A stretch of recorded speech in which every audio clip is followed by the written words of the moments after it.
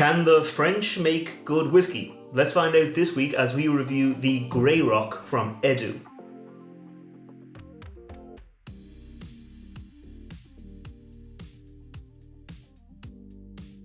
Welcome back to the channel. I'm Matt, I'm the Whiskey Nerd, and like I said, this week I'm reviewing the Eddu Grey Rock whiskey from France. So let me get it into the glass and I'll tell you a little bit more about it. Now, this is actually an interesting one because it's not actually like from France. Like, this is from Brittany, which is a region in France, and if you're ever talking to a person in Brittany, they're going to say they're from Brittany, which is in France. They're not going to say I'm in France in Brittany. It's quite a kind of a unique area, quite a lot of Celtic heritage there, and a lot of kind of its own distinct culture, and so they've made their own whiskey, and this is entirely made of materials from Brittany. In fact, I think Eddu actually means buckwheat, or as they would call it, Blé Noir, and that's kind of an emblematic crop. It's an emblematic grain of the region. Like, they'll make pancakes, they'll make food and stuff out of this Blé Noir, out of this buckwheat, and so they've used some of that Blé Noir, that buckwheat, in the making of this whiskey. It's 70% malted barley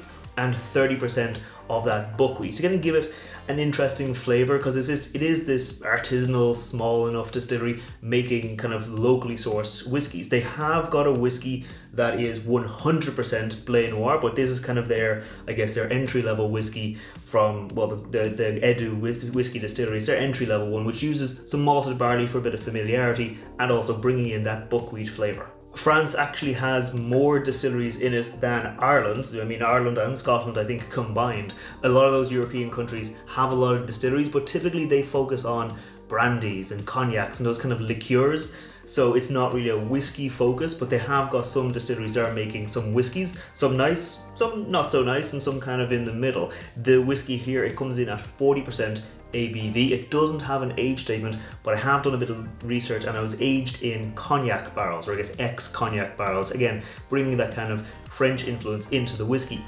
I'm gonna say right off the bat, I've got fond memories of this whiskey. One of my friends, I won't say his name on camera, he moved to France a little while back and he got me this whiskey because he's actually living in Brittany, he's living in that area, and so he got me this whiskey just from the local distillery, just give it a try, and we cracked it open as soon as he arrived and just kind of had a bit of a chat, had a bit of a kind of an old time catch up, and so I've got good memories of this whiskey. But let's go in for an honest review and see how it is. Let's go in for the nose on the Eddu Grey Rock. There's a lot of minerality on this nose. It's probably the kind of the buckwheat, that Blé Noir being used in here, but it's got this really strong mineral note, as if, like, well, it's called Grey Rock. It's got this kind of like almost like there's stone dust in the air. Like, it's got this bit of, well, really minerality note there, but there's also a fair bit of orange. Like, I don't know how to describe it. It's almost as if, like, I've got orange juice and there's like a stone in the glass of orange juice. Like, it's that kind of, it's got this, it's heading towards orange, but that minerality keeps it from being, it keeps it from being sweet. It's almost like a savory orange. That's the kind of note I'm getting here. It's quite grainy. It's quite light. Like, it's almost like, I don't actually, the minerality, it reminds me of like a flat sparkling water. You know, when you add make water sparkling and then you let it go flat and it still has that taste. It has that kind of almost mineral quality to it. It's that kind of flavor. It's that kind of, that kind of note on the nose where you still got that mineral flavor but without the bubbles, where it does taste a bit different. I'm gonna say it's, like I said, it's quite light, not really a huge amount of vanilla. Like, cognac influence to me often has like almonds, often has like, again, orange notes.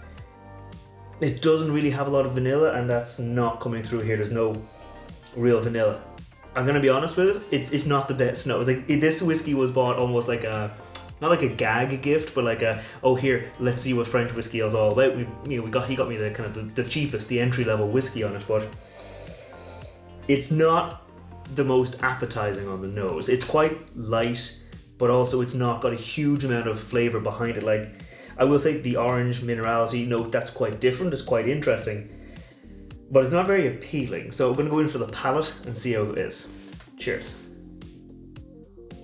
It's a little sharp, it's a little like shiny, like it's that same kind of like shiny alcoholic note that I associate with like grain whiskey, that kind of, the cheap grain whiskey where it's been distilled to a really high alcohol proof and you get this almost like ethanol sharp note there. That's what I'm kind of getting here. There's a little bit of that sharp note, some oak in there, again that minerality, again that little bit of orange, quite light again, very thin mouthfeel on it. I'm going to go in again, see if I can get more of that mouthfeel, see if I can get more flavors from the whiskey. Cheers. It reminds me of, the fuzz you get on an apricot or on a peach, where it has that little bit of a flavor there before you get to like the fruit, where it has that little, like the apricot skin, the peach skin, that kind of flavor is coming through. It is, again, quite light, that bit of oak. It was less sharp, I'd say, on the second sip. I mean, it's my first whiskey of the day, to be honest, so maybe that was just that bit coming through there. But it was a little bit less sharp on the second sip round, getting a little bit of caramel flavor coming through, but again, not super sweet. It's a bit like that orange note on the nose where it was like a savory orange. It's almost like a savory caramel where it's not super sweet, but it's still kind of rounded. Again, the mouthfeel was super light. Not a huge amount of development there in that. But again, at 40%, you're going to be expecting it not to be hugely complex on the mouth with that. It won't have that oiliness, it won't have that thickness. But again, it doesn't have really a huge amount of alcohol burn that I got in my first sip. Second sip round was a bit softer. Yeah, I'd say those grains, that Blé Noir, that buckwheat, is definitely having a huge impact here because I can taste a bit of like the malty, biscuity, kind of caramelized biscuits, caramelized cooked grains coming through, but that buckwheat is giving it that minerality, it's giving it that much more of a different flavor. Again, maybe not the most appealing flavor, but it's definitely giving something different, so it is having quite an impact on the finished whiskey. I wouldn't mind, I think, trying out the 100% buckwheat whiskey and see if it's maybe the combination of malted barley and buckwheat that's giving it that kind of weird note. Maybe if it was 100% buckwheat, it would, rather than trying to balance the two, it would just go all in with that minerality and might give it quite interesting. But I'm going to go in again, focus on the finish, and then we'll give it a final thought. Cheers. Okay, so on the finish, again, mouthfeel is super light, doesn't hang around very long. As I took a breath, almost a little bit of like apple note, not like a sharp green apple, not like a really juicy, like a red apple, almost like a yellow apple, where it's a little bit softer, a little bit like, but still got that appley note. Again, that minerality. The oak fades off pretty quickly, leaving that almost as if there's like, yeah, again, like that kind of that flat, like sparkling water I was getting on the nose. That kind of lingering hint of that minerality is coming through there on the finish. No real oak, the orange citrus is gone. It was just like that apple and that minerality note.